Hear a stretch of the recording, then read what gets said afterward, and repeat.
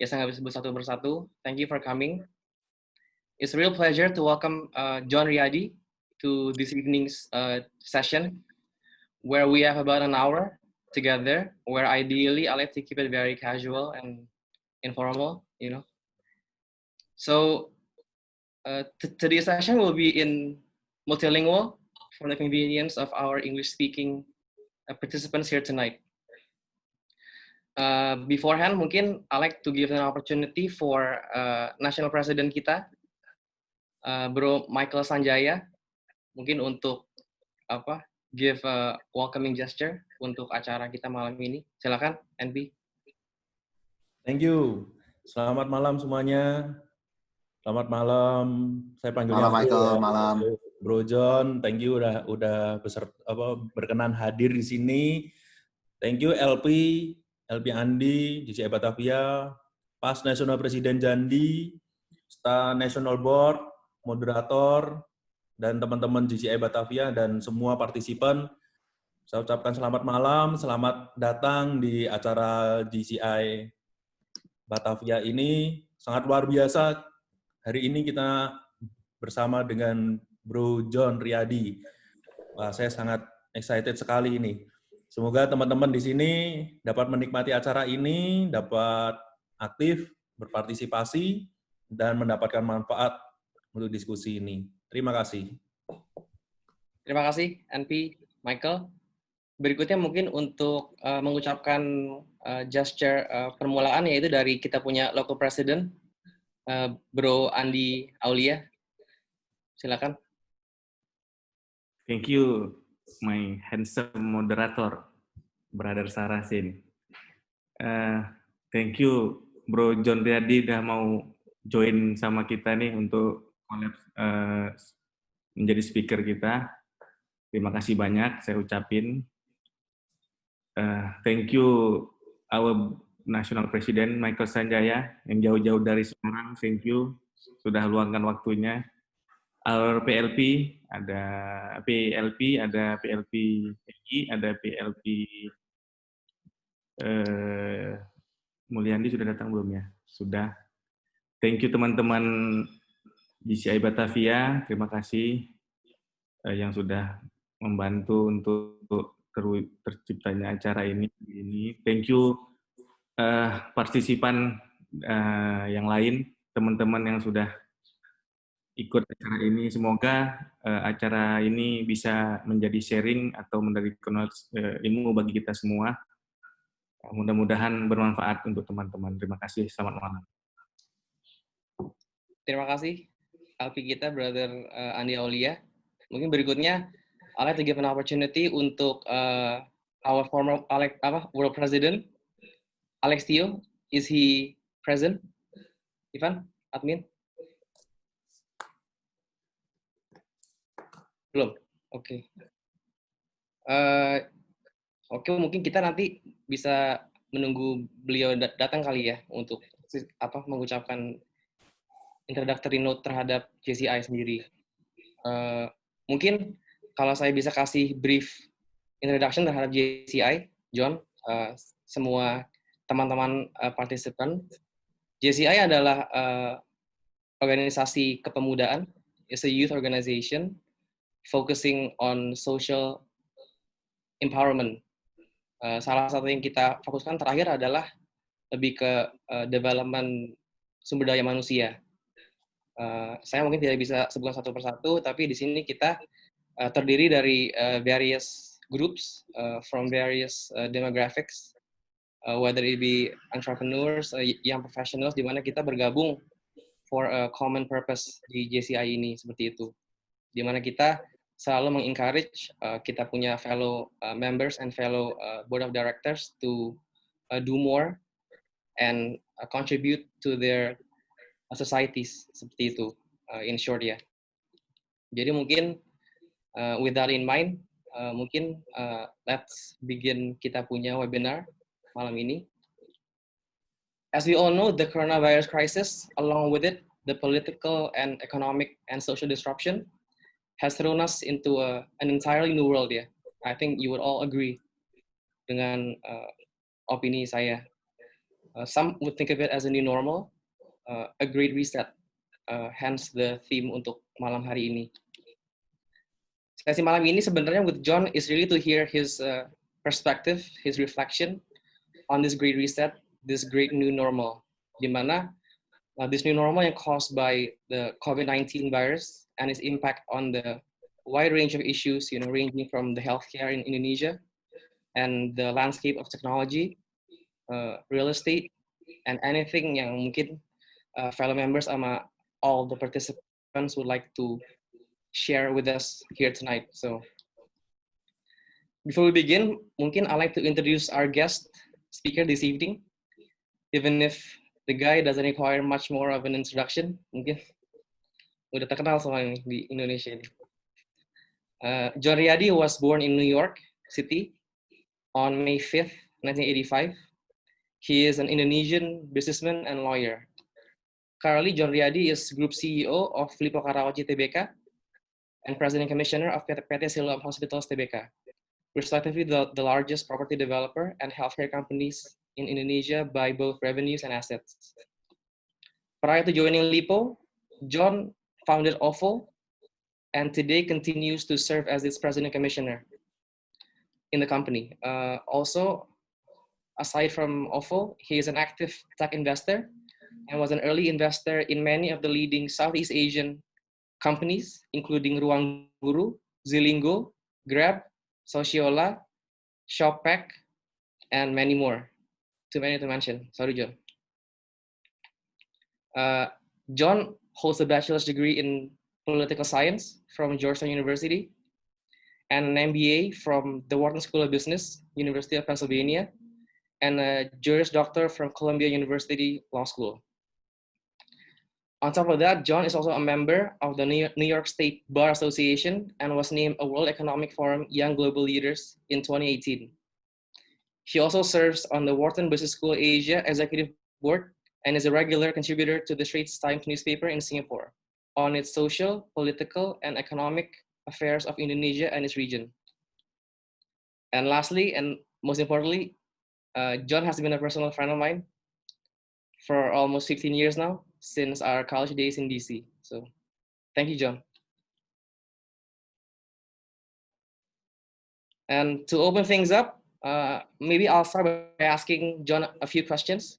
And within about 20 minutes or so, I will open it up to the floor to all participants and my fellow members to gather any of the questions that they may have for Mr. John Riyadi. So John, beforehand, how you been, bro? All good? I'm doing well, Machin. Thank you for the very kind introduction. It's an honor untuk bisa bergabung dan sharing sama teman-teman JCI. Saya juga lihat banyak sekali sahabat-sahabat baik, tentunya Machin. Tadi saya juga lihat Arya, Bro Andi Sparingga. Banyak sekali, saya nggak bisa satu persatu. Tadi saya cuma ngelihat di participants ini. Tapi terima kasih sekali atas undangannya, tentunya Bro Michael, Bro Andi ya, dan juga tadi Bro Alex belum hadir, tapi juga teman-teman baik. Jadi thank you nih untuk the warm welcome dan kesempatannya malam ini untuk bisa sharing. Thank you, bro. The honor is ours, man. So, bro, mungkin I'd like to start things off with, with just asking you, sebenarnya kayak, what do you make of all this gitu, John? Kan we're barely in July gitu, This year has felt like a blur gitu, We were barely celebrating New Year's Eve gitu, and then a corona, came about, and then kita punya dunia has been turned seemingly upside down gitu, So I think you'd agree with me, like the past 3-4 months has been quite surreal gitu kan, John? So from a general perspective, kayak what do you make of all this gitu, bro? Yeah, I think it's been a very crazy time ya. Dan benar, serasanya baru kita tahun baruan, terus Januari, terus nggak lama kemudian langsung Corona, COVID, terus langsung amburadul gitu ya. Saya pikir nih krisis COVID ini sangat unik ya, karena berbeda dari krisis lainnya. Krisis ini memiliki dampak both terhadap supply dan demand. Jadi kalau kita lihat, biasanya tuh krisis itu either supply shock atau demand shock gitu ya. Tapi kalau sekarang COVID, di satu sisi demand-nya terpukul karena pendapatan kita turun dan bisnis banyak yang tutup dan lain sebagainya. Tapi di sisi lain juga supply juga interrupted. Kita punya duit pun, kita mau keluar pun, mau makan, restoran tutup gitu ya. Kita mau traveling, nggak bisa traveling. Gitu. Jadi aneh sekali gitu. Jadi tentu terjadi satu systemic shock terhadap both supply dan demand ini yang mengakibatkan koreksi dan krisis yang barangkali jauh lebih dalam dan berbeda dari sebelumnya. Jadi saya pikir memang situasi kita sekarang ini sangat unik dan dampaknya ini juga sulit untuk diperkirakan. Jadi untuk kami ini, untuk saya khususnya 3 bulan pertama itu survival mode ya. Yang bisnisnya tadinya kita tahun ini berharap bisa mungkin bertumbuh 5, 10, 15% dari tahun lalu, mendadak negatif 80% gitu ya. Jadi itu satu shock yang nggak pernah bisa diperkirakan gitu. Jadi the first 3 months benar-benar is survival. You know, how do we get through this? How do we make sure that we have enough cash flow untuk bertahan gitu ya. Jadi bulan-bulan pertama itu sangat berat. Tapi setelah melalui itu masuk ke rebuilding. Jadi setelah kita 3 bulan paling nggak bisa napas gitu ya, gimana kita rebuild kembali. Gimana kita mengembalikan revenue kita yang bisa anjlok 50, 60, 70% itu kembali pelan-pelan.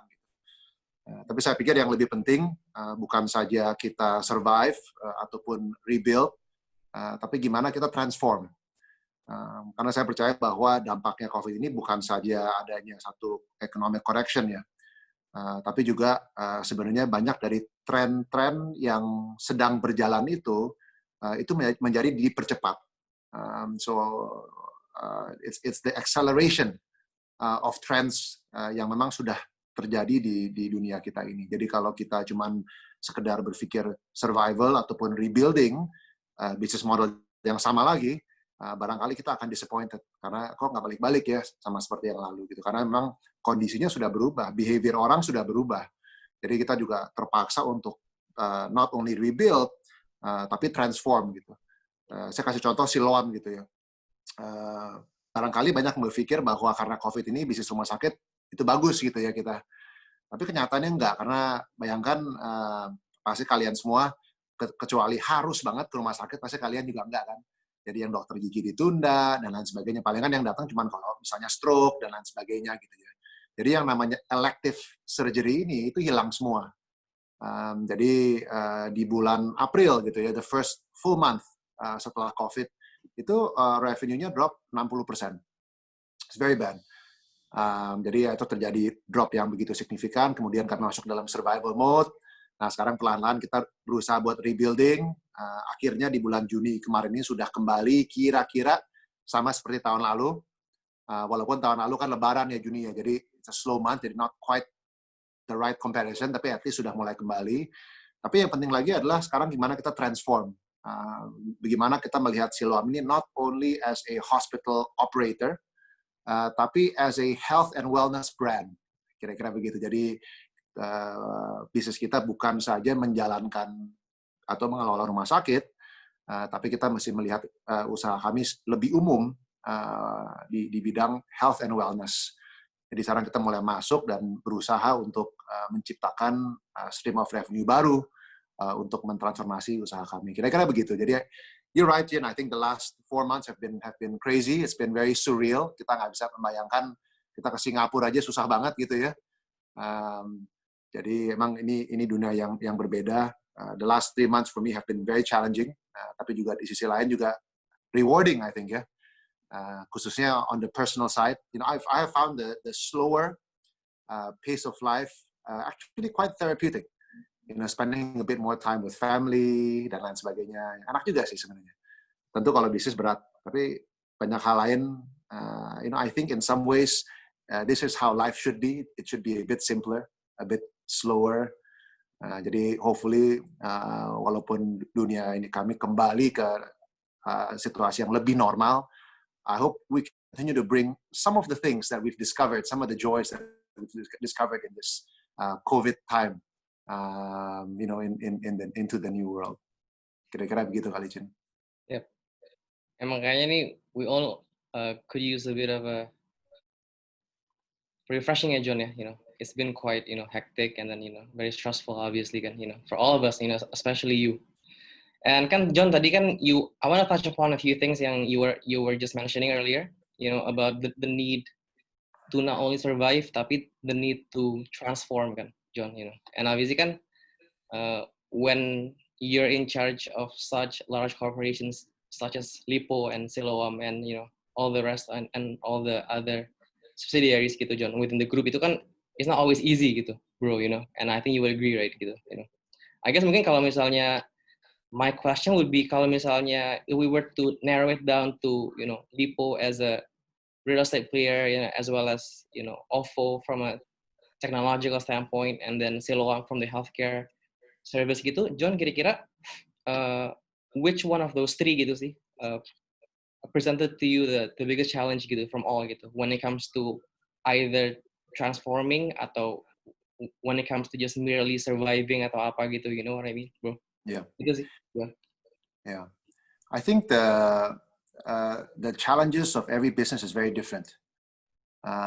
Kalau kita mulai, let's say di rumah sakit ya, di kesehatan gitu ya, tentu kesulitan bisnisnya jelas karena when your business revenues drop by 50-60%, it is very very challenging.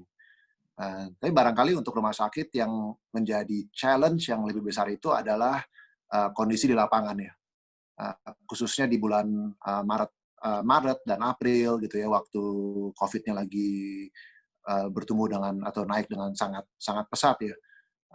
We're having to deal with the frontline medical staff, and the challenges that they feel and they face are real. It's not just about money, it's about their life.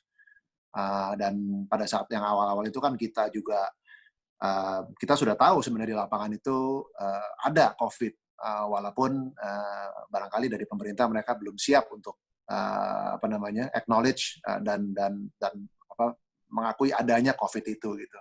Dan di awal-awal sekali juga soal alat perlindung diri APD juga sangat terbatas. Juga kita belum diperbolehkan untuk testing pada saat itu gitu. Jadi kita tahu bahwa ada yang kena tapi kita nggak boleh testing. Kita mau testing di tempat yang menjadi tempat rujukan tapi nggak keluar. Kemudian gimana kita berusaha untuk menguatkan mereka ya, suster, perawat dan dokter yang di lapangan itu nggak mudah gitu. Dan ada yang meninggal. Jadi ini menjadi satu, bukan soal keuangan aja tapi menjadi challenge, it's a human challenge. Jadi barangkali kalau untuk Siloam atau untuk rumah sakit itu yang menjadi pada satu tantangan yang terberat ya, karena itu bukan saja soal uang tapi juga soal life and death dan kehidupan orang. Jadi itu berat sekali. But thankfully today things have gradually recovered. APD kita sudah sangat berkecukupan, juga tes capacity juga cukup baik ya. Jadi thankfully itu sudah lumayan gitu. Kalau OVO ceritanya beda lagi.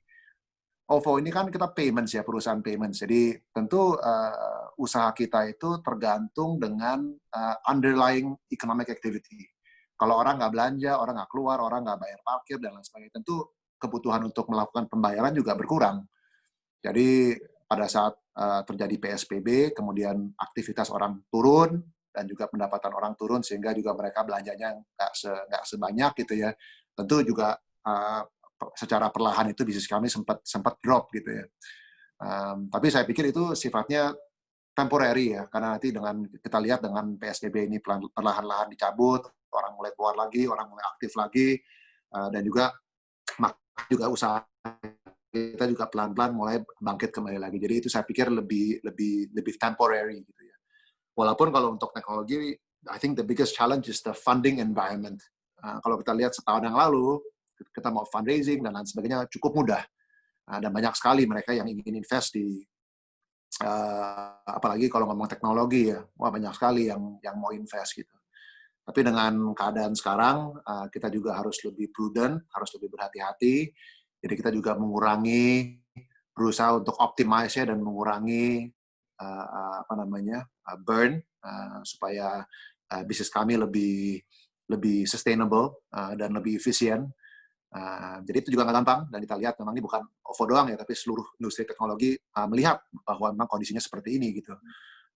Dan barangkali di dalam new normal ini, walaupun COVID sudah nanti nggak ada lagi satu hari, saya pikir funding environment-nya nggak akan kembali seperti setahun yang lalu ataupun 2 tahun yang lalu. Jadi kita juga harus mulai transform mindset kita ini dari yang hanya ngejar growth, tapi juga sekarang kita mulai ngejar profitability dan sustainability. So not easy, but a different set of challenges. Nah, kalau kita ngomong properti beda lagi ya. Tentunya kalau properti ini di bulan Maret, ini sebagai gambaran ya, di dalam quarter pertama dari tahun ini, property sales kita naik kira-kira 13% dibandingkan tahun lalu. So not bad, a pretty good first quarter.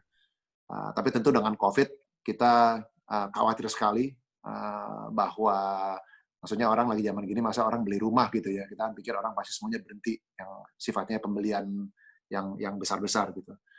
Tapi rupanya di Q2, kalau di Q1 kita year on year itu tumbuh 13%, di Q2 itu bahkan kita tumbuh 50%. Wow. Dan jadi the first half itu 25%. So actually, it was much better than we thought. Walaupun kita diharuskan untuk menjual rumah-rumah yang lebih menargetkan end user. Jadi kalau yang pembeli investor gitu ya, tentu itu mereka agak very slow. Tapi bagi mereka yang pembeli end user yang real dan memang mereka membutuhkan rumah dan ingin membeli rumah, itu masih terus jalan. Jadi itu lumayan gitu dari properti. Tentu kalau kita lihat bagian yang satunya lagi, jadi bukan property sales ya, bukan jualan rumah, tapi sifatnya yang mall ataupun hotel dan lain-lain ya, itu jelas pelan sekali. Dan mall-mall kita sempat tutup, hotel kami juga tutup. Jadi itu juga berat. Sekarang mereka pelan-pelan mulai buka, tapi traffic ke mall-mall masih pelan sekali, masih very low. Dan tenan-tenan yang sudah buka pun sebagian besar belum punya kemampuan untuk bayar sewa. Jadi tentu dampaknya itu cukup besar. Jadi melihat semua ini kita masih dalam tahap tadi ya, rebuilding ya. Jadi I think we're past the survival mode. I think we're in the middle of this rebuilding. But I think at the same time kita juga harus fokus to the transformation. Seperti itu. Okay. I think it's quite remarkable, John. Yeah? I think as a company, it also reflects on your ability to, somewhat maneuver yourself throughout this pandemic, gitu. Bahwa Q2-nya bisa showing a year-on-year growth of like 50%, gitu. I think it's quite remarkable. So, Yeah, I think what I find most rewarding is, all this is only possible because we have a strong team, and you see that in difficult times like this. Some management teams will volunteer to take pay cuts. And you see some CEOs, they recommend pay cuts for their team, but not himself. But you see some CEOs who will take the most cut, and will set an example. Everyone has to share the burden, tapi dia akan take the example. Jadi kelihatan juga leadership style ya. Tentu di kita juga kita berusaha dari atas itu kalau memang ada pemotongan, dan kita ada pemotongan sementara gitu ya, namanya kita namakan solidarity cut. Yang di atas dari komisaris dan direksi itu paling besar sampai ke bawah. Jadi kita berusaha ya sama-sama gitu kita melalui waktu-waktu yang sulit ini. Tinggal gue tunggu jadi komisarisnya Lipo nih, bro. Siap. Okay, John, mungkin touching upon your earlier response, bro. I recall that you were saying how you guys as Siloam gitu, from Siloam's standpoint, you in the beginning, in the early stages of the pandemic, you had to find yourself having to somewhat cover up gitu ya, John, the extent of the truth gitu, bro, in regards to the presence of the virus itself gitu. Kira-kira touching upon that as well as rating the government's overall response, menurut lo gimana, bro? Overall, from the beginning of March until mid-July sekarang ini, bro. Yeah. So, maybe I'll clarify myself. I don't want to get myself in trouble, right? But I don't think there was a cover up, right? I don't think there was a systemic sort of effort on any part of the government to cover up. I think it's very easy for us to criticize ya, kenapa begini, kenapa begitu gitu ya. Tapi I'll show you a few data points, right? But I do think that overall, I think our government is doing a reasonably good job. A reasonably good job. I'll show you a couple of slides here just to show you a few data points. If you take a look at, this is the death to discharge rate. Jadi dari jumlah pasien yang masuk ke rumah sakit gitu ya, berapa persen yang meninggal? Kalau kita lihat tentu paling besar di sini ya Italia ya, 15% dari mereka di Italia yang di rumah sakit kan meninggal. Tentu yang terbaik itu Singapura 0,1%, jadi baik sekali gitu ya. Kalau kita lihat di sini Indonesia itu di 9.2. So it's not bad. I think if you take a look at this chart, there's a few takeaways, right?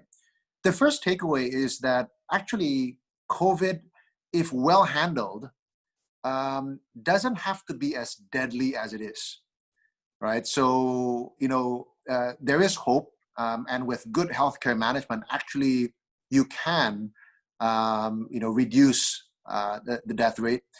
Having said that, Indonesia at 9.2, it's really not bad. Really, really not bad. And obviously, we try to benchmark ourselves and try to make sure that, those that are treated in our hospitals are better. In reality, it's really, really not easy. So I think overall, the Indonesia government, I think, is doing. I'll show you another slide later on that takes a look at the number of new cases and all that. But before I do that, I think this is very interesting. Right now, globally, there's 567,000 deaths so far, right? COVID. Let's assume that we're about midway into the year. So in an annualized basis, tahun ini yang meninggal kira-kira 1 juta. Let's assume that, gitu ya. To put things in context, right? I don't know if you guys know this. What is the leading cause of death globally? The leading cause of death globally is heart diseases. So heart diseases, every year, about 9 million people die every year, 9 million. The number 2 is stroke, right? That's at 6 million. HIV/AIDS is at 2.7 million. Tuberculosis at 1.5 million. Diarrhea, believe it or not, 1.7 million. Even malaria is at 1.2 million. So I say these numbers only to say that actually, I think it's important to keep COVID in the right context. Obviously, COVID it's very bad, and 500,000 people is a lot of people, but it's not the biggest problem in the world. There are many other more deadly penyakit and viruses in this world. So as we think about the right government policy, and the government weighing between saving lives and also saving livelihoods, I think this is a balance that we have to be very careful, and we cannot go too extreme one way or another. I want to show you another chart. So focus here on the thick red chart here. So you see that in Indonesia, ini data COVID in Indonesia ya. It used to be doubling at 8 days, and then went to 12 days, and then 21 days, and then 25 days, and then 28 days. So unfortunately, the rate of doubling isn't slowing down yet. So ideally, we see this from 21 and then 50, 70, 100 days. The rate right now is still increasing, very, very, very fast. So I do think that, maybe it's not going to be, if you project this out, not going to be until like September, before the curve starts to flatten. And then, we see better, the numbers begin to slow down. But I think in Indonesia, you cannot see the numbers in totality, because if you take a look at the region by region, it's very, very different. So the best region is actually di sini ya, Jawa Tengah, Jawa Barat, Jogja. The doubling rate is at 242 days, so they obviously have it under control. Jakarta sama Banten, not bad, slowly becoming under control. The doubling rate is at 105. The ones that are much more worrying is this, Jawa Timur, trennya masih terus naik. Kalbar, Kaltim, Sulut, Sulsel juga terus naik. Jadi ini yang harus diperhatikan. But I think it's normal. A lot of these charts will have to go up, before it goes down again.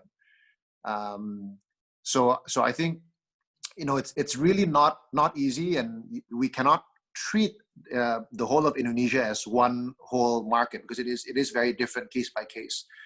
But I want to come back here and focus on this number here. Ini yang meninggal ini 0,5 juta ya, globally, from 7 billion people. There's about 600,000 people. Even at 1 million deaths a year, COVID is not a top 15 cause of death, if you list all the causes of death globally. So, to be honest, I am someone who is supportive of what the government of Indonesia is doing. I don't think, given the number of deaths, that actually is, I don't think it's prudent to continue to lock down the country. I think we have to balance between not only saving lives, but also saving livelihoods. Especially in a country like Indonesia, when so many people are affected. I mean, think about it. People like you, ya, di JCI ini, kita ada konsep namanya work from home. But remember that for most people, work from home means no job at all. So I think, the government, I think, is doing, it's not easy, but they're doing the right thing, the courageous thing to, continue to gradually open up the country. In my view, going back and going to lockdown again, I think will be disastrous, and will be very, very bad for the economy. Having said that, I do think we all have to be careful. We have to practice social distancing, wear your mask, all that kind of stuff. But I do think that, like it or not, our economy, our society has to continue to open up. So that's my personal take. So I think, your question, Jin, was, what do I think about government policy? I think net, no, not bad. It's really not an easy decision. I think they're stuck between a rock and a hard place. But it's very, very dilemmatic. How do you, what's the right policy? I think all things considered, and looking at the numbers just now, I think they're doing the right thing. And we've got to continue to push, the economy to open up, so that the economy can move again. I mean, imagine the Singapore economy shrunk by 41% in Q2 versus Q1. Obviously the Singapore economy is very, very affected because they're so dependent on travel and business and everything. Yeah. But still, I think in Indonesia, we may not have the right data, but I think the contraction in the economy is huge. So I think the government is doing the right thing. They're stimulating the economy. I think, our President Jokowi is also rightfully, should be very angry that the stimulus hasn't been dispersed. I think things like this is very, very urgent. So, they're not perfect. I think no one's perfect. But I think generally, I'm very supportive and complimentary of what the government has done. Okay. I think the numbers surely are very reassuring, John. Yeah, for myself included, I think I'm one of those, one of the most paranoid persons you ever come across, when it comes to this COVID virus. So I can tell from your Instagram. but remember this. Did you know that 85% of people who die from COVID is ages 55? Sorry, 95% of people who die is ages 55 and above. Right? 95% of people who die is ages 55 and above. So actually, we're very fortunate that our country is very young. For us, I think half our population is under 30 years old. Yeah. So again, this is another argument why I think we should be opening up. Now, unfortunately, there will be more deaths. I think if you take the interest of the whole country in totality, I believe it's the right thing to do. Okay. Thank you, John. I guess mungkin momentarily, I think we should move away from COVID, bro, if you don't mind. And perhaps I'd like to touch upon a few things, more on the business side of things. As a lot of you are aware, and John, given your perspective, across various industries, bro, you were active in technology, right? And then now real estate, healthcare, through Lipo's various investments through LinkNet, or First Media, Matahari, Cinemax, to name a few, as well as Citadana, right? What do you think would be amongst the best investments opportunities today, during this pandemic, post the pandemic and everything? Well, I think you obviously have a few of the obvious candidates, right? I think if you take a look at globally, what are some of the companies that have benefited from COVID, right? And remember that I don't think COVID has changed the world.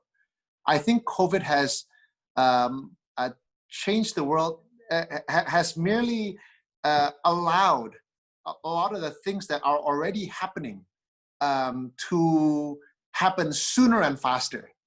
So a lot of the changes that are already in motion, COVID is only accelerating those trends, right? So I think a lot of the changes in consumer behavior that is already gradually happening, COVID has forced us to change much faster. So if you take a look at what are some of the companies that have fared the best, right? Obviously, you've got companies like Zoom. I mean, we're on Zoom right now. I mean, think about, the way that COVID has changed our behavior, and what are we doing more? What are we consuming more because of COVID? Obviously, things like Zoom, right? I mean, another one is internet bandwidth capacity, right? Think about how much more bandwidth capacity we're all consuming. LinkNet, First Media, many of you are subscribers of First Media, I hope.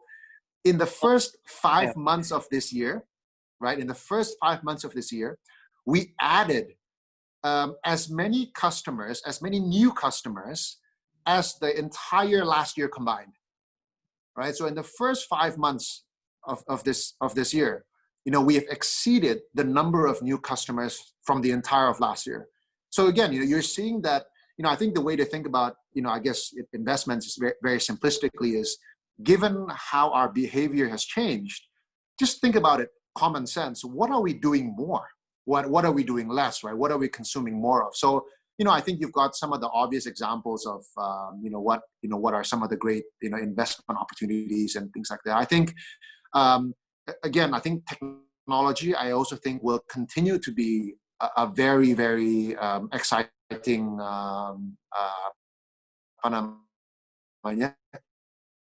investment class, asset technology investments, whether it's OVO, Gojek, Grab.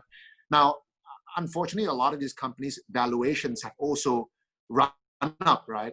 So when you talk about a good investment, it's always, how is the business doing relative to its investment, right? I think a lot of these businesses are doing, relative to its valuation, right? Now, I think a lot of these businesses are doing very well, But I think with technology, a lot of the valuations are also very high as a result of the last, the bubble over the last 3 to 4 years. So I think you always want to, a good investment is always relative to, what valuation, right? But I do believe that as an industry, I think it's going to do well. So all the telco stuff, right? All the technology stuff. I also think businesses like real estate will do well. Believe it or not, we're seeing a lot of people now wanting to buy a home because they want more space. In the past, they think they want to live in an apartment, things like that. Now, because of COVID, they think they want more space. And so they're buying homes, things like that. So that's why, I was quite surprised to see that actually property sales in the second quarter, is not bad. And if you believe that right now there's a lot of liquidity globally, right, because all central banks are pumping money, are doing stimulus, that should lead to inflation at some point. So you want to buy, asset classes that are good inflation hedges. That's typically things like gold, like real estate, right? You want to buy hard assets. So I don't know. If I knew the answer, I'd be very rich. But these are just some thoughts. Okay, perhaps discounts for everybody here in Mekarta assets, yeah, John. Absolutely. Well, I guess to end things here, because I see the questions are already piling up from our participants. John, from me, I guess you were in technology, right? It's very exciting. It's full of challenges and everything. It's unpredictable. Why did you decide to in 2018 to join Lippo as its CEO? So. Yeah, no, that's a good question. How are you the challenges, John, as the CEO? Yeah. I first came back. Most recently I came back to Indonesia in 2011, and around 2012, 2013, mulai tuh invest di startup gitu ya. Tentunya pada saat itu masih baru sekali, and everything was so cheap at that time. Everything was so small. So we were investing very small, and from 2012 to 2018, wow, the whole technology space just exploded. I mean, beyond what anyone could have imagined, and it was a very exciting time. And I do believe that technology will be really the fastest growing sector in Indonesia. I think if you go to sleep now, you wake up 10 years from now, I don't think we will recognize the corporate landscape, because so many of the businesses will change. So I am very, very excited about technology. I think it's really one of the biggest game changers of our generation. And so what we built in OVO was extremely exciting. And over time we partnered with Grab and Tokopedia, and the company has done extremely well because of the partners. But in 2018, I decided to move, and at least my day-to-day, I'm still involved in OVO, and I'm very passionate about it. But day-to-day, I'm now CEO of Lippo. I think it's a very different challenge. Running a more established company compared to a startup like OVO, and I think it's a different challenge because in Lippo, believe it or not, but every year we serve about 60 million unique customers. So 60 million Indonesians every year we interact with and we serve. And every minute of the day, there's about 10,000 transactions that happen across our different businesses. And if you take a look at who are these people that we're serving, many of them, I call them the generation of firsts. It's the first time they send their kids to university. It's the first time they travel. It's the first time they buy a home. It's the first time they open a bank account. It's the first time they take out a mortgage.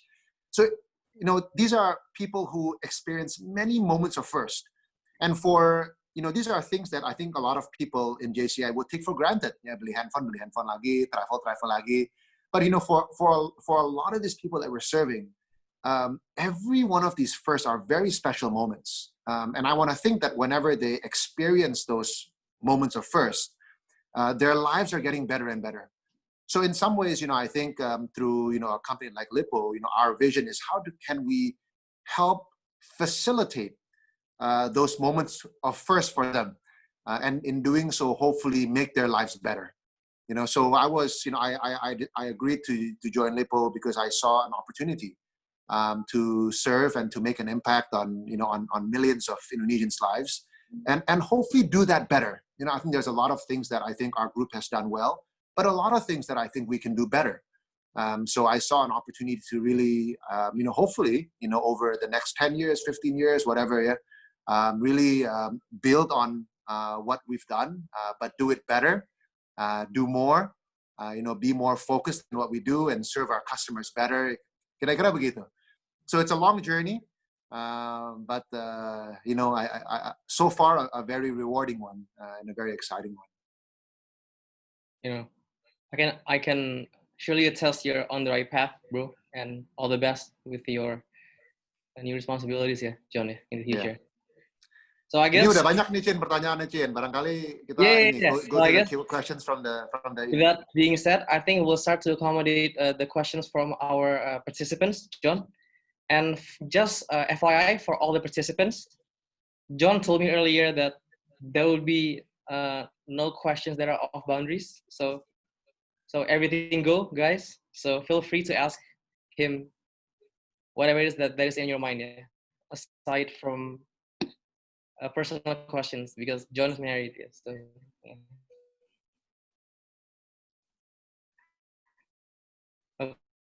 okay.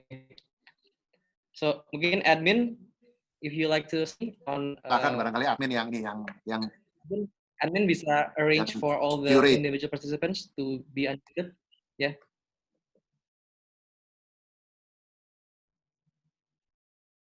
Ivan? Ya. Oke. Untuk yang pertama, Rian Tamrin. Bisa di-unmute, Ivan, orangnya? Bisa. Yeah. Hi. Can you hear me? Yeah, clear. Yes. Hi, John. I have a lot of questions. So, have you ever failed in business, and how did you rise up? And then, had this pandemic changing your personal visions, and do you mind to share it? And the last one, what is the best performance business for Lippo during this pandemic, and the worst? Thanks. Yeah, all very good questions, Rian. Thank you. Have I ever failed in business? Many times. Honestly, many times. And failures. Some failures are daily. Some failures are weekly or monthly. Some others are much larger failures. I'll give up a couple of them. One is many people would talk about OVO. And how OVO is extremely successful, whatever valuation and this and that and all that. But many people don't know that prior to OVO, we started 2 or 3 companies that just failed, and we ended up closing down. One of them is Matahari Mall. That was actually the first company that we started. At that time, I was looking at the tech space and I thought, what company can we create that could be exciting? And at that time, Tokopedia, Lazada, ini masih kecil-kecil semuanya, relatively kecil. Jadi pada saat itu kita berpikir bahwa kita bisa bersaing, and we tried. We created Matahari Mall. We thought that we had a lot of the good suppliers. We had a strong brand. All that stuff. And the reality is, 6 to 9 to 12 months into it, very soon you realize actually we were late to the game. It's very difficult to, compete with a company like Tokopedia, who's been in the market at that time for 7, 8, 9 years. And so, in that sense, it was a failure. It was a business failure. So that's an example of a failure, of a business failure that we built. Yeah. And then when you talk about investments, also a lot of failures. When you are in the business of venture capital, everyone knows your successes. Tadi si Macin bilang Ruang Guru, Zilingo, Shopback, ya benar. Tapi untuk setiap yang berhasil seperti itu juga banyak yang gagal gitu. Saya nggak akan sebut lah yang gagal kan ya, tapi intinya ada gitu perusahaan-perusahaan yang kita invest kemudian nggak berhasil gitu. That's certainly the case. But look, I think that's business, right? I think in the world of business, my dad always said that in being a businessman, it's the easiest to be a businessman, but the hardest to succeed. Which is very different from, let's say, being a lawyer. It's hard to be a lawyer. You got to go to school, take your bar, do all kinds of things. Same with a doctor. You got to go to med school. You got to, do all kinds of things. But once you're already there, once you are a lawyer, you are a doctor, generally you'll make it. But actually in business, it's very different. Anyone can start a business. You don't need a license. You don't need to go to school. I mean, anyone can declare that I'm a businessman. But to actually succeed, it's actually the hardest. So, I think many of you in JC are businessmen and entrepreneurs. And I think that's, the nature of business, right? We take risk. Hopefully we learn from our failures. And to be honest, I learn a lot from failures and difficult situations. So, throughout my very short time, as CEO, it's been very hard. I came in at a time when, Lippo was going through a lot of challenges with Mekarta and whatnot, very, very challenging. And thankfully, we were able to overcome that. And I think today we're stronger because of that. And then now COVID hit. So another, series of, very difficult challenges. And so, we take it, I take it day by day, week by week. And hopefully we learn from the failures. Sometimes the failures are self-inflicted karena kita sendiri yang salah. Sometimes it's completely out of our control. But in business it doesn't matter, right? A failure is a failure. So I think failures have also I think the most important thing is that it has taught me humility and also respect. Over the last few years doing business. And honestly, business is hard. Business is very hard. Even with whatever support and benefit, and whatever I have, working for Lippo, it is tough. So now when I meet people who are successful, and especially those who are self-made, I have a new level of respect for them. And so I think failures are good, and that's been my thought. So that's number one. Number two, your question, has COVID changed my personal goals? Not really. I think how I would say it is, I think COVID has strengthened my convictions. Because through the challenges of that has been brought forth by COVID. Again, it has been very challenging, but it is precisely, because of those challenges that your resolve is tested, and your theories, are also tested. Can you motivate your team, in very difficult times? Can you stay true to your vision? When cash flow is tight, these are all real questions, right? So I think in that sense, COVID has strengthened my conviction and my resolve and also my vision. And I see how earlier on in the JCI video, JCI talks about how you create impact. I think that's very true. I think businesses today need to have an impact. You need to be solving a problem in society. Sundar Pichai, or actually Satya Nadella of Microsoft, he said that the goal of companies should be to find profitable solutions to the world's problems, right? So it's not just to find profitable things to do, right? It has to be finding profitable solutions to solving the world's problems, right? So he said it has to be both. It cannot just be doing profitable things, but it also cannot just be solving the world's problems, but unprofitably, right? So it's got to be the role of businesses of how do you find profitable solutions to, humanity's problems. So I think that's the vision for business. So I see how, for example, in Siloam, our ability to work with the government to contribute to the ability of our country to overcome the challenges of COVID. You know, at the end of the day, that's the joy in business.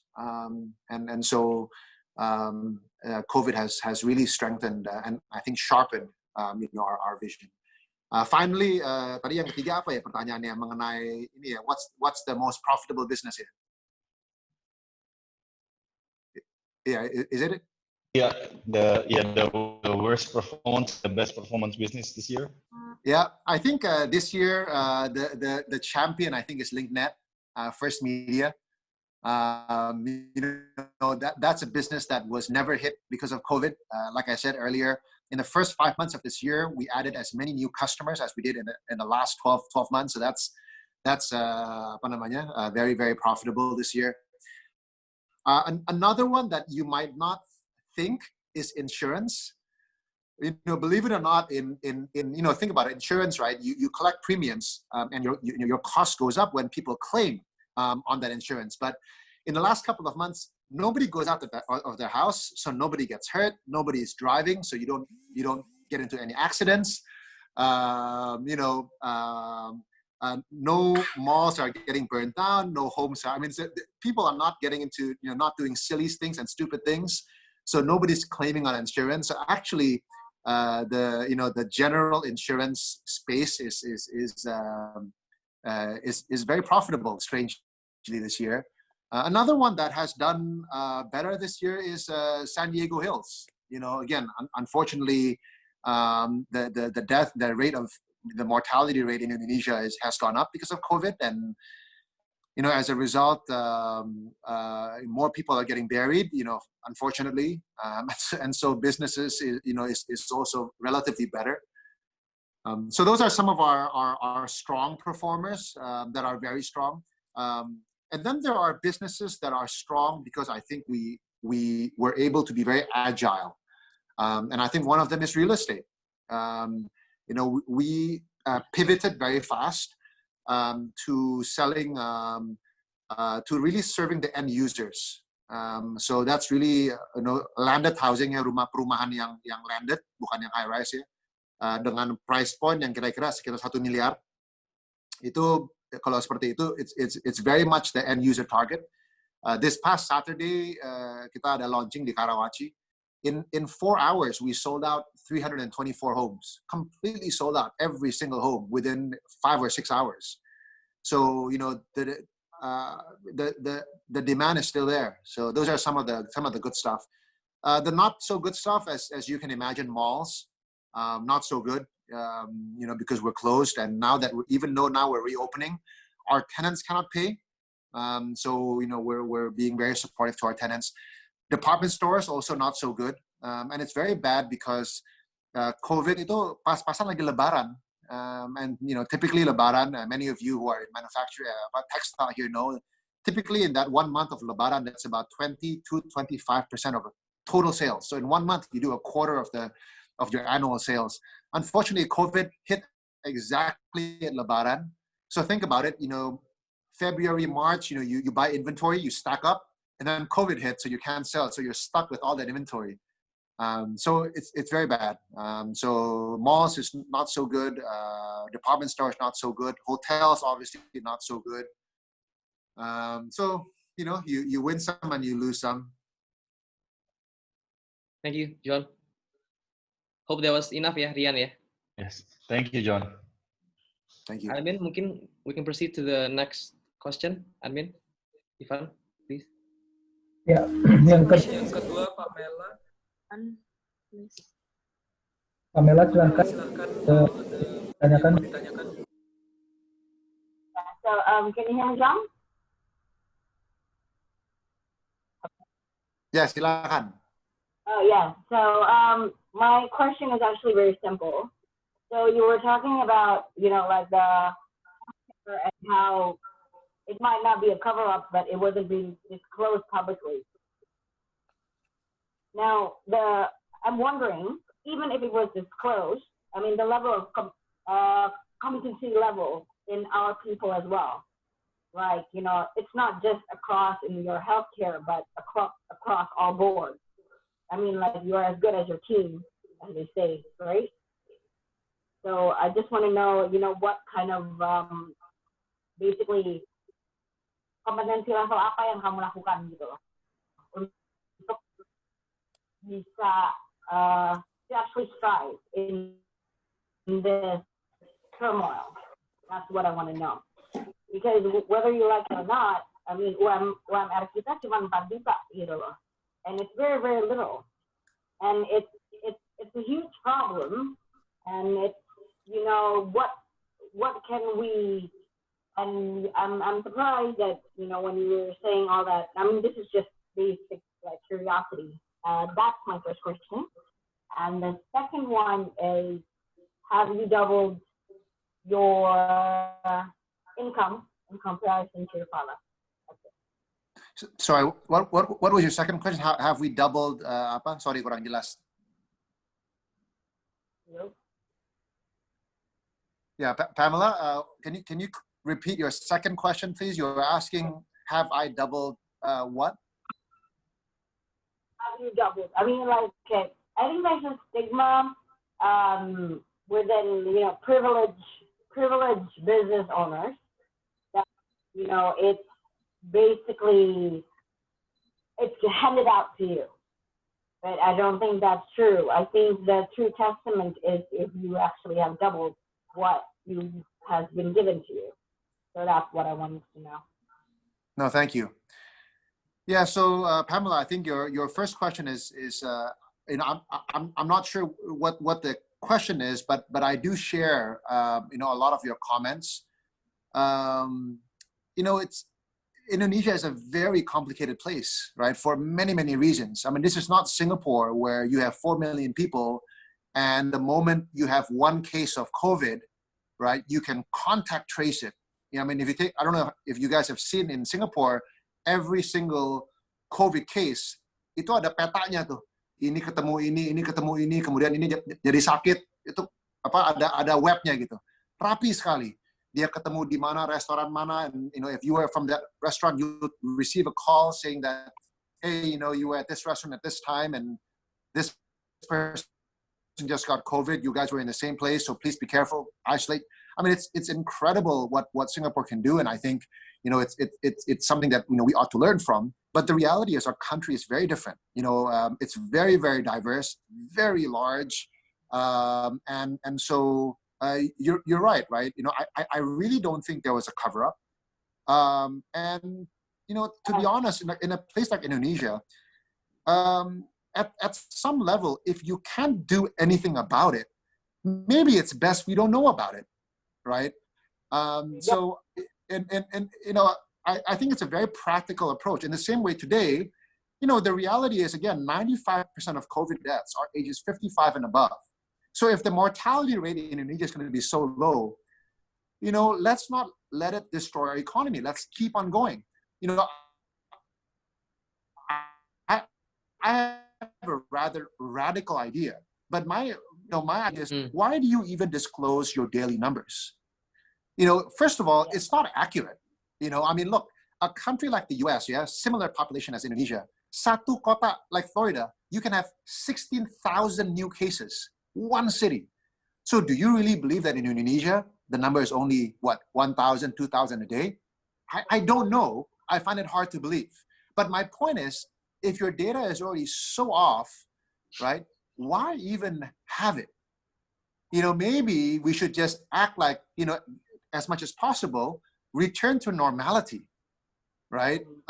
Because the reality is, the mortality rate, because we're a very young population, will be fairly low. And hospitals are not yet overwhelmed. In Siloam, for example, and in termasuk Hotel Atlet, my understanding is the capacity utilization is only around 30%. So we're all right. So in that sense, I agree with you, Pamela, if I think this is the point you're making, right? Which is every country needs to have its own approach. And Indonesia cannot follow a Singapore approach, a Germany approach, a US approach. So, obviously we need to be sensible and all that, but, we need to contextualize, whatever policy to to the situation in Indonesia. So again, I am net reasonably. I think we should all be reasonably happy with how the government has responded to this. Many critics out there. I think very easy to be critical, but if you really think through the issues, it's a very complicated issue. So there is no silver bullet, and I think no one right answer. I think is the takeaway. Go ahead, Pamela. So like basically, I look at the website like in WHO, and literally CDC has a complete systematic approach on how to deal, because they have the Ebola pandemic. And it is so clear state to state, and it is actually adaptable to the whole world. Now, the point is,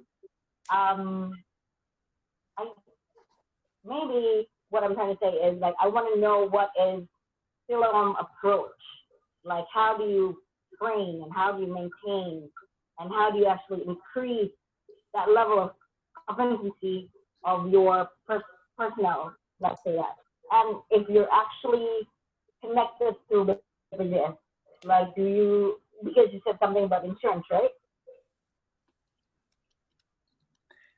Yeah, so I guess the second part of your question is about on human capital, Vadia, and how do you made a point about you're only as good as your team and so forth. That's absolutely correct. So a lot of what we've been focusing on. Can you hear me? Yep, I can hear you. Can you hear me?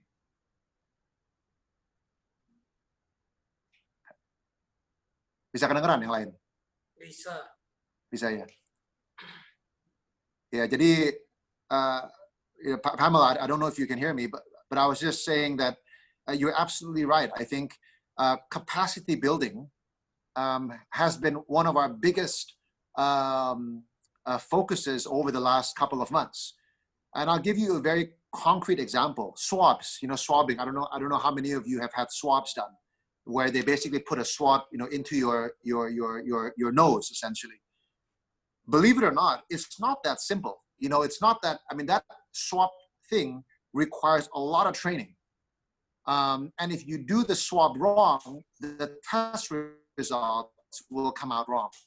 So very early on, it's not about you have to swab, you have to transport it, you have the reagents, you have all this stuff. It's do you have the people that can actually do the swabs properly, right? And the same is true with COVID patients.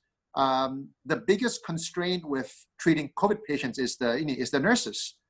We had a shortage of nurses that could deal with COVID. So it's not about the beds. It's not about the ventilators. It was really about the nurses, who were qualified to treat. So Pamela, I think you're very right. I think capacity building, is the bottleneck for us, and I think for a lot of challenges in Indonesia. Thank you very much. Okay. Okay, so maybe we can go on to the next question, John, admin. Ya, silakan. Mungkin as a reminder for all participants, mungkin because of the shortage of time and then the number of questions that are being listed, mungkin we can limit to one question per person ya. Itu aja. Okay, Ivan, please. Thank you. Yeah, move to the third question from Ananda Setio Ivananto. All right. Dianmit, Van. Tolong dianmit, Van. Can everyone hear my voice? Yeah. Okay. My name is Ivan. I'm from Ewing Group. We are a joint venture, Japan and Indonesia, running especially renewable energy business for the past 10 years. And it's nice to be talking with John again. Last time, I think we met during a conference in the Financial Club many years ago, and we exchanged cards, but that's about it. And I follow your career afterwards, being the CEO of Lipo and all that, and it's quite amazing, and I think quite a heavy responsibility that you have now. So I try to learn from time to time from various medias about your career. So really appreciate about that. So anyways, my question is, sorry to again relate to COVID-19, but I think this has become a really pivotal moment for everyone in here. So I just want to know, with the experience that, or inspired by COVID-19, does it really spark from yourself to actually trying to venture to something new that maybe you think is have a kind of a bright future, and maybe connecting to your existing business, or maybe perhaps something that related to, I don't know, something that is not common from what you are doing now, like energy, like, well, I'm doing renewable energy, so I just giving my shot, or maybe related to empowering like SMEs, or maybe you have something related, you have some interest on that. If you can share more about what, if there's anything that sparks your mind, inspired by COVID-19, would be greatly appreciated. And thank you again, JCI, for organizing this, and my regards to all of you from Japan. Thank you very much. Bu Ferry, dia cerita tiap hari dilatih sama papanya untuk ngomong.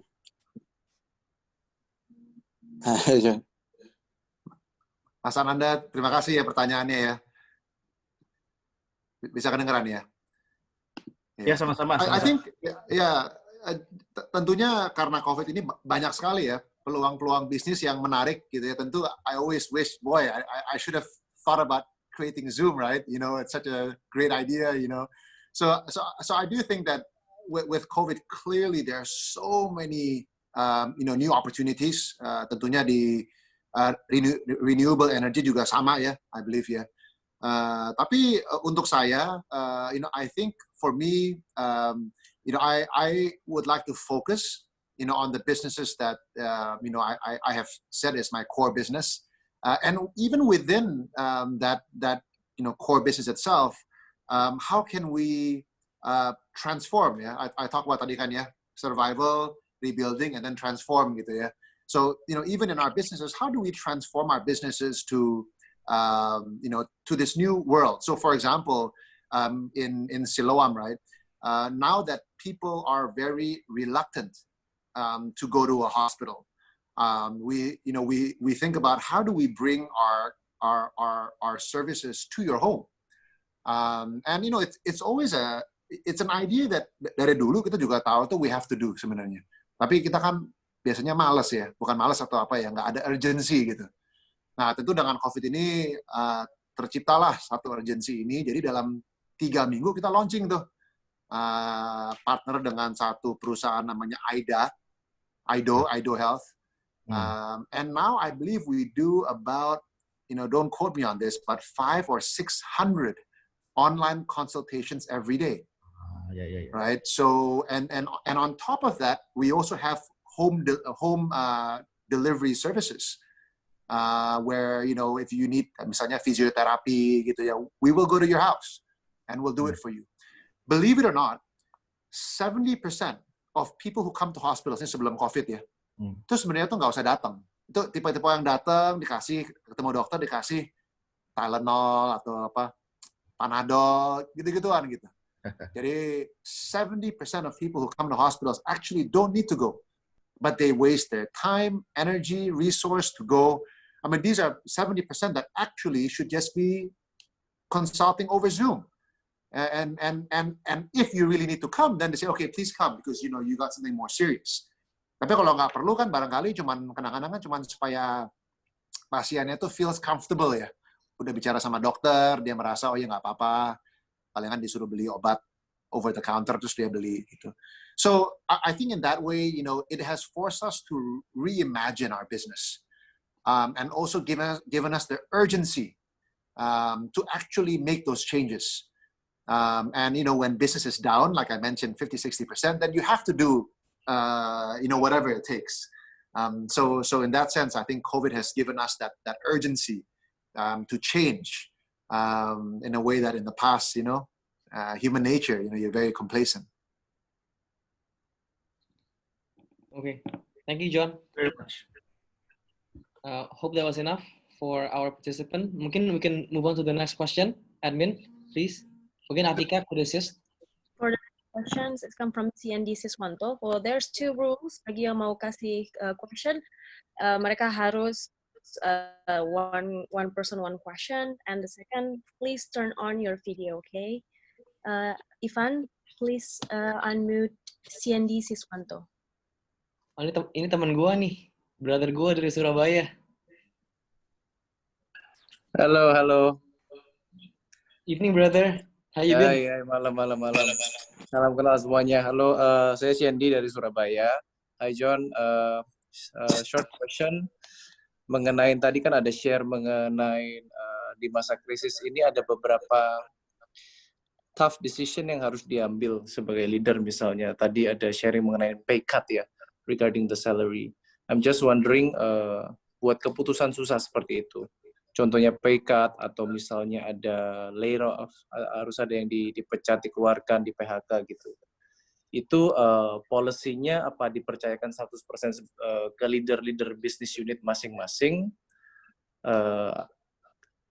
Bagaimana kalau istilahnya decision itu nggak sejalan dengan visi John sebagai seorang pribadi? Misalnya PHK itu kan it would not be easy, dan I believe itu kan juga susah ya sebagai pekerjanya sendiri buat mencari kerjaan di masa pandemik ini. I'm just curious about your pendapat di sisi itu sih. Yeah. Itu aja. Thank you. Yeah. It's a good question. Kita bicara PHK ya. Di bulan Maret atau April, waktu COVID-nya mulai banyak dan hotel-hotel kami mulai tutup gitu ya. Actually kita salah satu yang paling pertama itu. We let go about 1,000 people. Wow. We closed 8 hotels, and we did let go 1,000 people. It was a very difficult decision. A very difficult decision. Right. But I think the reality is that business is very tough. You have a business that completely just shuts down, and the decision is either you cut 1,000, or the whole business goes bankrupt. And then you lose maybe 5,000 jobs. So in some sense, you have to be more efficient, so that the business can survive. So, I'm a big believer that I think businesses have to be run very efficiently, because otherwise you cannot compete. However, I think for the people that are, adversely affected, we must also show compassion, right? And so, what we did at that time was, ini bulan April ya, even though ini yang kontrak-kontrakan ya, jadi sebenarnya kan secara hukum itu sebulan kasih gaji, mereka bisa boleh dilepaskan. Tapi we still gave them THR. Even though actually you could get away, at least legally, you didn't have to. And on top of that, for each of these 1,000 people, for the next 6 months, we still paid their BPJS. Iuran BPJS. Just in case they got sick, they still have access to the BPJS. And then thirdly, setelah Lebaran itu kita kirimin mereka itu paket sembako ke rumahnya for 3 months gitu ya. So I think that's at least again when you are letting go of 1,000 people, and many of them are minimum wage. It's not an easy decision, because that these are people who are living from paycheck to paycheck, literally from paycheck to paycheck, month by month by month by month. I don't think these are people who've got savings. And yet, I also think as a business, you have to do what is right for the business. So I think the solution is not to not fire them, but how do you do it in a way that, it shows compassion? And the way we did it was that, we continue to give them bantuan sembako. We continue to pay for their, BPJS, iuran BPJS. And we kept in touch with them. So hopefully kalau kita bisa buka nanti ini bulan September, Oktober, November, kita akan rehire mereka lagi. And they will be sort of our first option. And I hope they'll appreciate that in these hard times, at least we try to do what we can to help them. Kira-kira begitu. So it was a hard decision. But I think for a business to also not do anything is also not right. So I think it's always, how do you find that right balance between doing the right thing and doing what's right for the business, and at the same time also doing it with compassion and doing it in a way that is right. We gave all of them 100% of what was due legally, 100%, based on peraturan tenaga kerjaan. Kira-kira begitu. So I think that's the realities of business. Thank you, John, for the very thorough answer. Maybe Atika could assist for the next question. Atika, please. Yes, thank you for the question. And for the next is Miranti Herwinda. Jadi unmute, tolong admin, Ivan. Admin Ivan, please unmute Miranti Herwinda. And then please turn on the video, ya.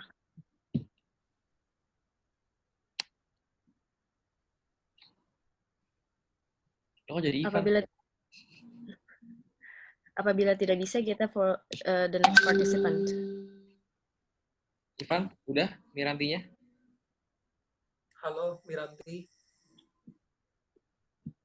Nah, kayaknya left dari conversation. Oke. Bisa pertanyaan berikutnya? Apa, Tika? Kalau left, Andi Sparingga. Wah, bisa ini teman kita nih. Andi. I'm here. Kedubes. So, hi, John. Hi, Machin. Thank you for having me. Thank you for being able to join this discussion. It's a very interesting discussion indeed. I have just one quick question, and this has to do with how you mentioned about new opportunities arising during the pandemic. I'd just like to get your views on what kind of opportunities are there in stepping up cooperation between governments as well as private sectors, like you have, especially in the healthcare industry, healthcare services industry. Because as far as I know, at the moment, Indonesia has been working with a lot of Asian countries, such as South Korea, in producing PPEs, APDs. But in your perspective, what must be done going forward? In terms of healthcare services. That's just one question from me. Thanks. Thank you, Andy.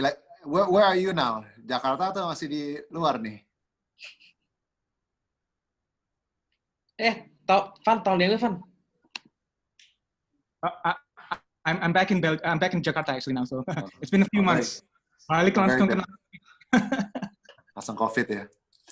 Yeah, thank you for the question. Asked like a true diplomat. I think, Andy, if you take a look at the challenges that COVID has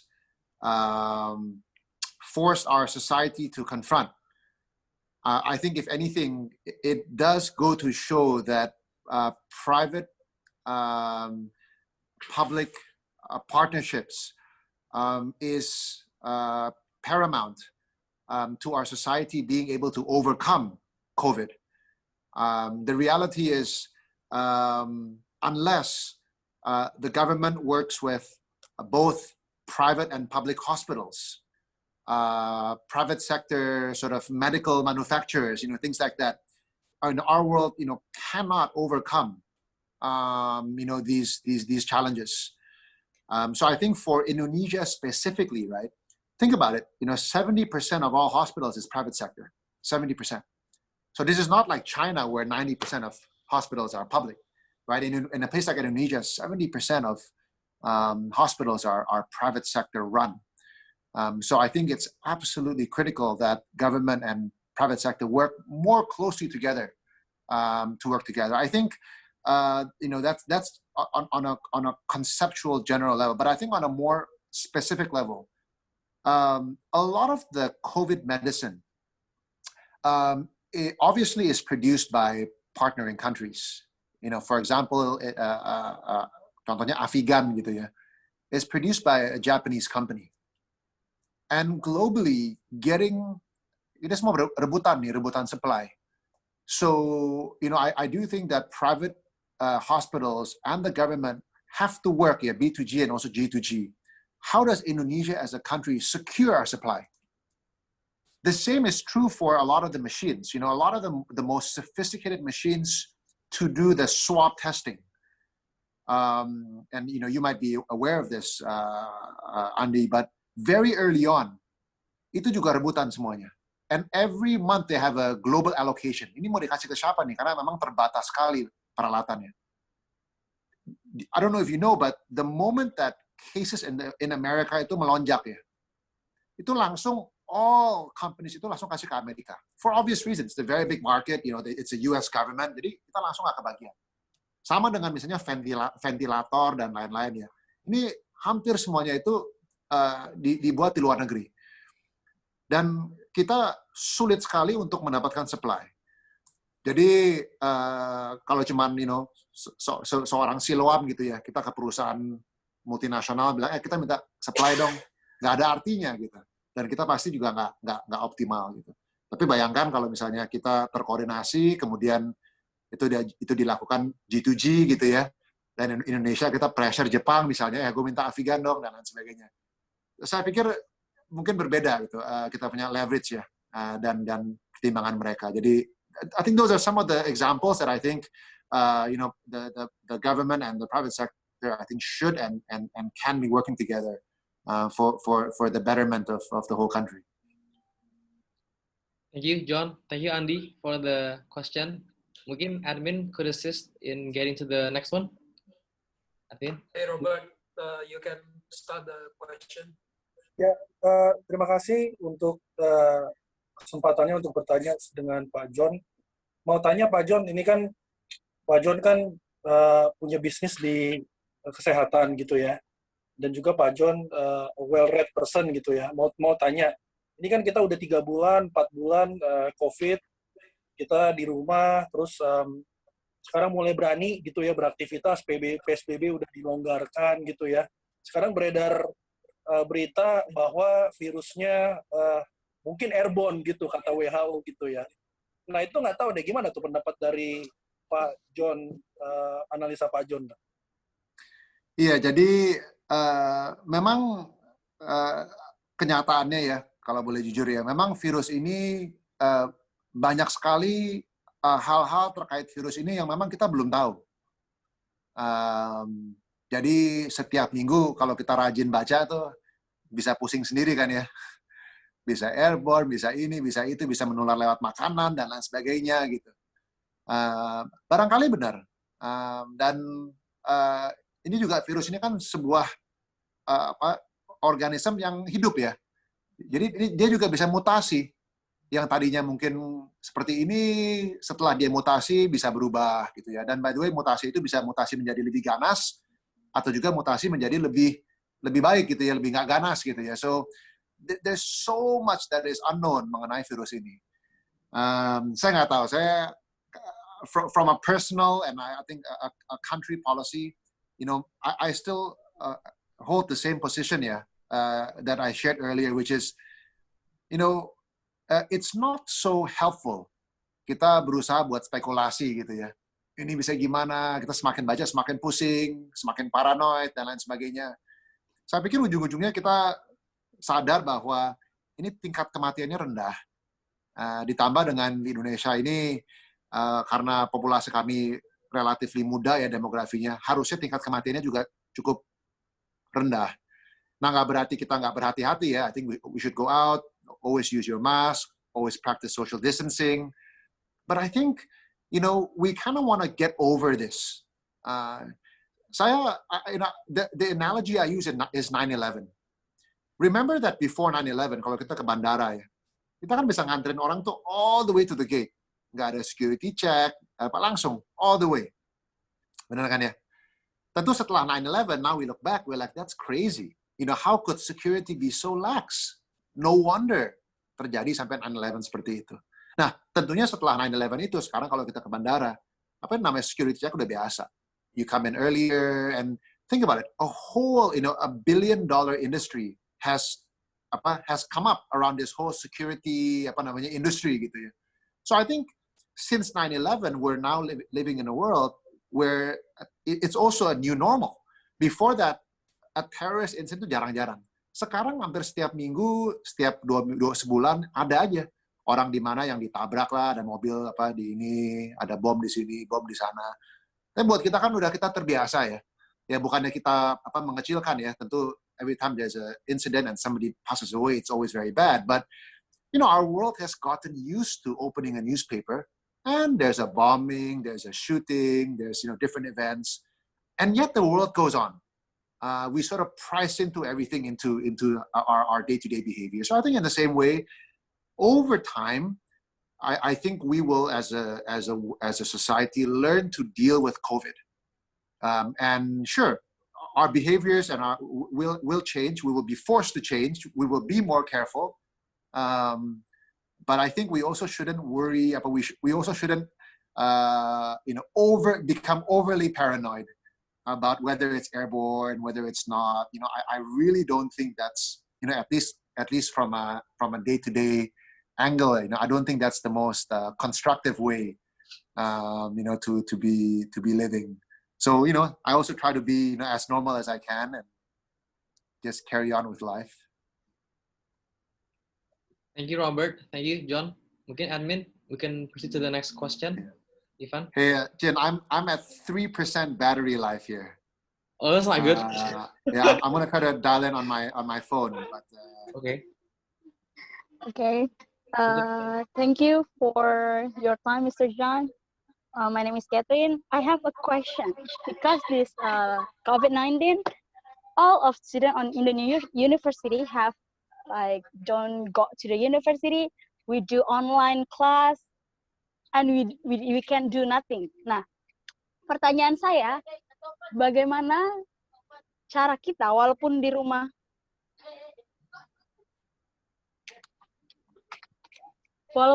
saja kita bisa membuat mengembangkan soft skill gitu. Ya, terima kasih.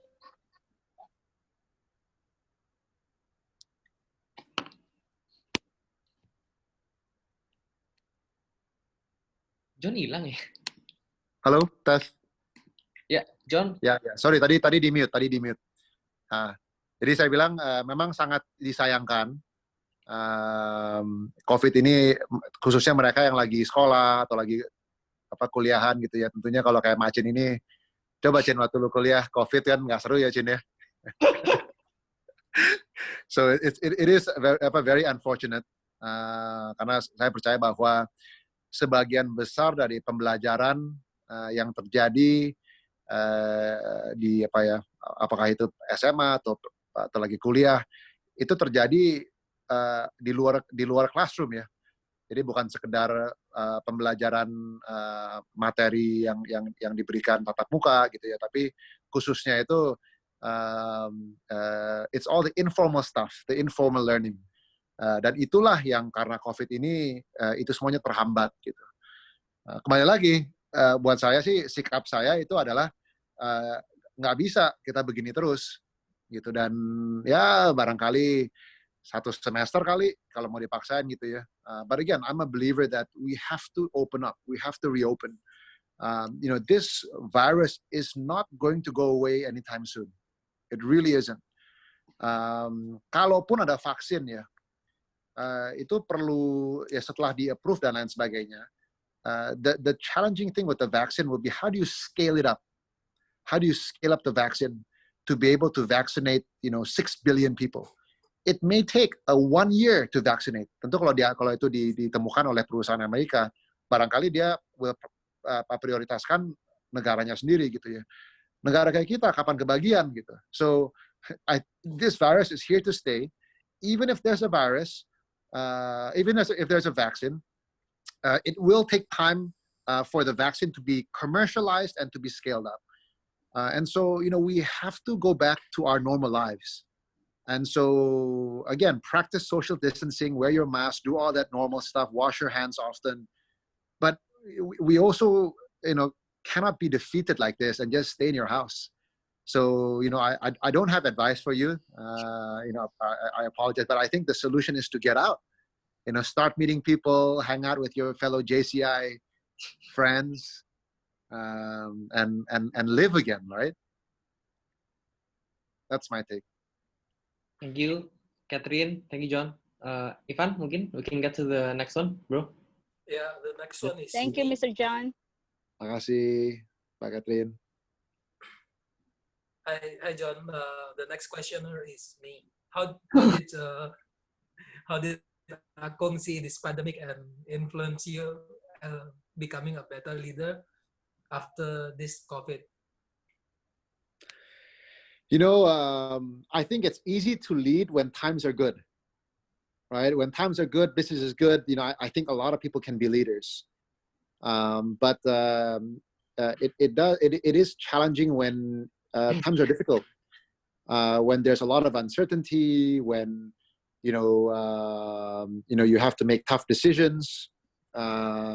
It's not easy because you may not be popular, and sometimes it's not clear what's the right or wrong decision. Decisions that seem very simple, it could be that 1 month later people think it's a wrong decision, and then they go after you, and they criticize you, right? And when times are challenging, you have to take more risk. And so, I think these challenging times, have forced me to be more humble in leadership style, but also to be more genuine and more sincere.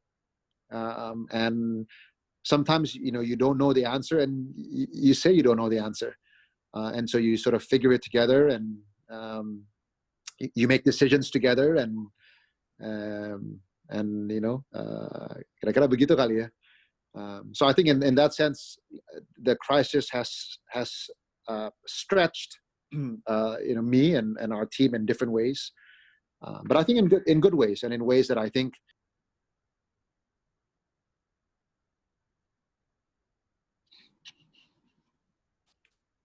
Van, di-unmute Van, maaf. John, mute. Oh ya. Oh sorry, tadi mute berapa lama ya, seluruhnya ya? No, just like a few Okay. seconds. Yeah, Few it's okay. seconds. You're good. Thank you, Ivan. Van, mungkin the next one, Ivan, Atika. We can speed things up. Janio Nugraha. Hey, Janio. Hi, everyone. Okay, can't believe I talked to John Priyati. All right, so John, previously we talked about first experience, right? And then it's always fascinating. It's always exciting for the user to experience the first experience.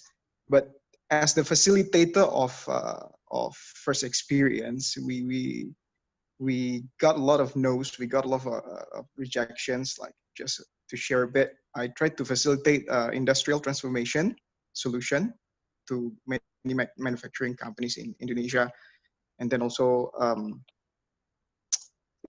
so we got a lot of no's because we are among the first to penetrate the market in Indonesia. So what is your advice for people who are trying to penetrate a new market, especially in technology? Just keep on going. Unfortunately, I don't have a magic trick, but I know how you feel. Believe it or not, when I remember the first time we rolled out OVO, and we have to acquire merchants. Benar dong, sebelum kita acquire customer, kita acquire merchant dulu kan. Kalau nggak nanti when I acquire the customer mau dipakai di mana gitu OVO-nya kan. No one would install that thing on their counter. No one. Very, very hard to get a coffee shop, a cafe, atau a resto to install that OVO machine, that QR code. And the way they look at it is, dia seringkali mereka bilang, gue udah ada 7 nih EDC di counter gue gitu kan. Gue nggak ada tempat lagi gitu ya. Ada yang alasannya seperti itu. Ada yang alasannya ini nggak sesuai SOP. Karena ada QR. Kalau QR itu kan nggak keluar tuh struknya. Nggak bisa direkonsal di akhir hari. Dia bilang kita nggak bisa, mesti ada struk. Nah kalau kita kan, the idea is to eliminate the paper kan, supaya langsung rekonsalnya. Tapi mereka maunya struk. Jadi aneh kan kita ngajarin mereka untuk yang inovasi, mereka justru maunya yang struk karena nggak sesuai SOP misalnya. Jadi saya pikir memang kalau sesuatu hal yang baru, ada 1001 alasan ya. Kenapa nggak bagus lah, nggak cocok, nggak bisa dia macam-macam lah. Jadi I think that the fact that a lot of people are rejecting you and saying no, it's a sign that I think you're doing something new. Hopefully it's something better, right? But I think ultimately you have to ask yourself, is this going to solve one of their problems, right? If it's going to solve a problem or make their lives easier, you've got to believe that you have a value proposition, right? And that over time you knock enough doors, enough of them will open. John, thank you, bro. Do you think we have time for one more question, bro? I mean, because sure. Let's do one last one. Udah ada carry over nih sore ini. So, mungkin the last one, Atika, Ivan bisa di-facilitate, please. For the last one is Inda. Ivan, please unmute Inda ya. This is going to be the last one. Singkat, padat.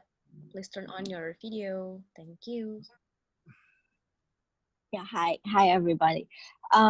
My question is quite simple. How do you see the retails and malls prospect going forward given this new normal condition? Yeah.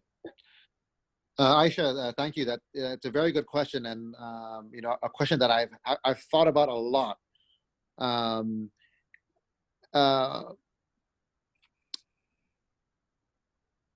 If you take a look at a country like China, ya kita ngomong total retail nih ya, total retail in China.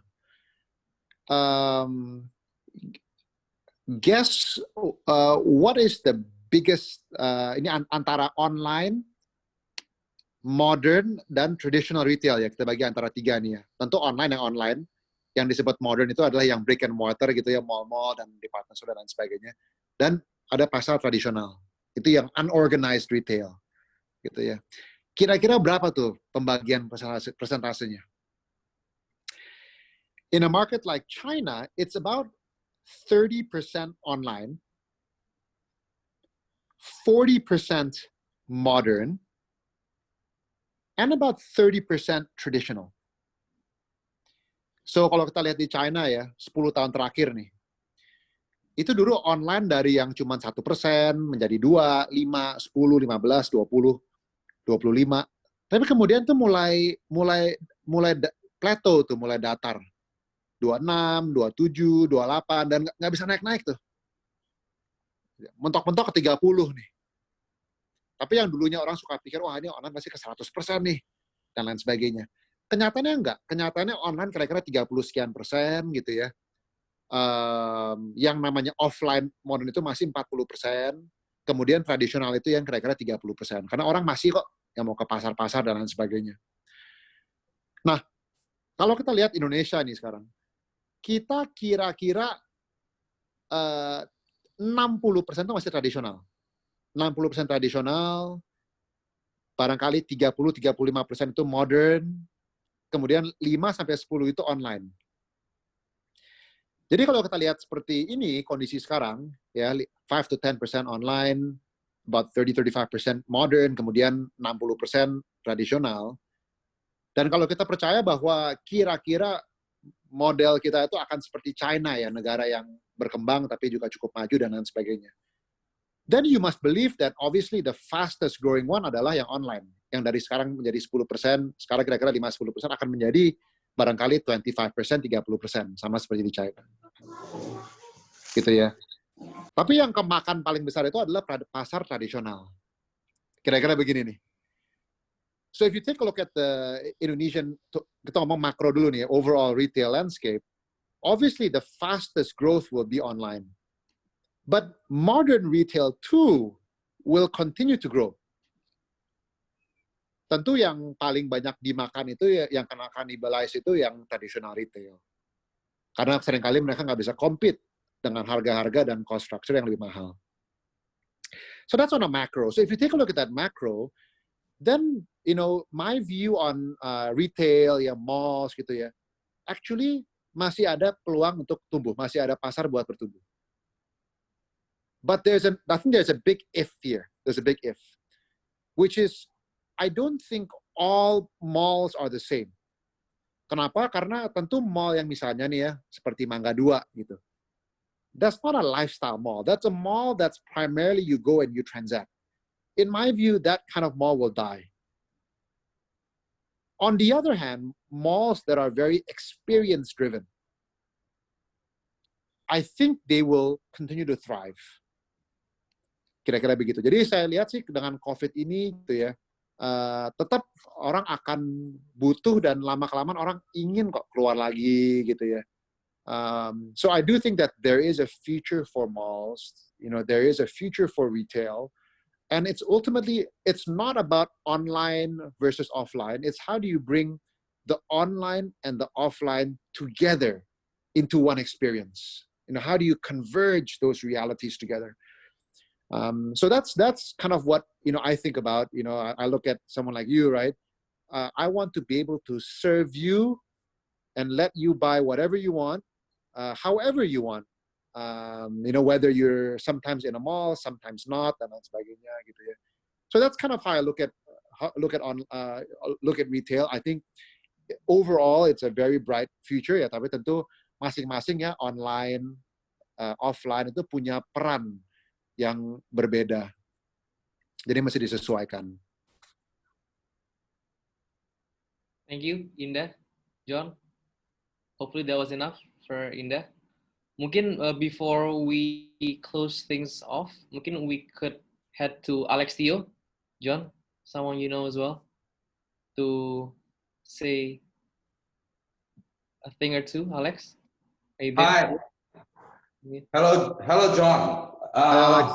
Hello, everybody. I'm sorry, I'm very inappropriately dressed, but anyway, thank you so much for your excellent speech, and thank you so much for helping the JCI Batavia create this session. I am seeing a lot of familiar faces in the group, and thank you, Sarasin, for your good work as an incoming local president. May I mention, and special thanks to the local president, Andi Aulia, for arranging this. One comment, if I may, John, is I admire your courage in realizing that this is a little bit overreaction of Corona. I do agree. And in fact, last week I was interviewed by Italian News TV, and I was telling them how the overreaction is of this coronavirus. And I hope that all members pick this to note very well, that, you know, only by us being very positive that we can survive this virus. And yeah, I'm sorry I have to keep moving around because my daughter is screaming left and right. But goodness. But anyway, thank you so much for the session. Thank you, members. Thank you, all local officers as well. And one last question, John. When will you join JCI? Whenever I get the invite from the chairman. So Sarasin, is your job, yeah, Sarasin, yeah. And I see Ryan also on the group. Ryan, where's Ryan? It's been a long time since I see you. I hope that all of you would join JCI Batavia very soon. I will like a little bit about JCI. It's a leadership organization to all of you, and we are the world's oldest leadership organization. Yeah, we have been 106 years. We are older than Lions Club. And right now I'm over age. I'm actually, you know, you can see I'm with kids because I'm already 41 years old. So, but for all the members around, non-members around, please take this opportunity to join JCI. And I hope that you make full use of this organization. And some of you know that last year I was the JCI president, the first from Indonesia. And the experience is overwhelming for me.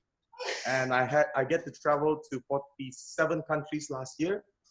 And certainly this JCI network, the worldwide network, is very strong. And also, this Corona has affected JCI as well. Our conferences has been canceled. And but but we do go online, and our World Congress is coming, boys and girls.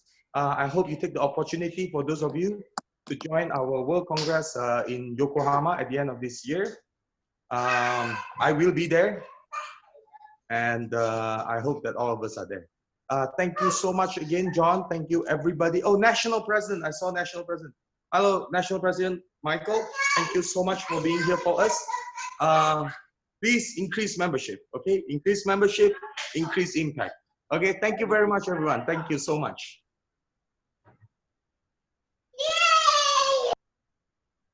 Thank you, Alex, for the speech. Mungkin I guess that ends the webinar for tonight. So I'd like to say a big thank you for John. Sorry, the webinar got carried over by a whole hour, John. So my apologies. Thank you for all the participants and for all my fellow members for participating in this evening's webinar.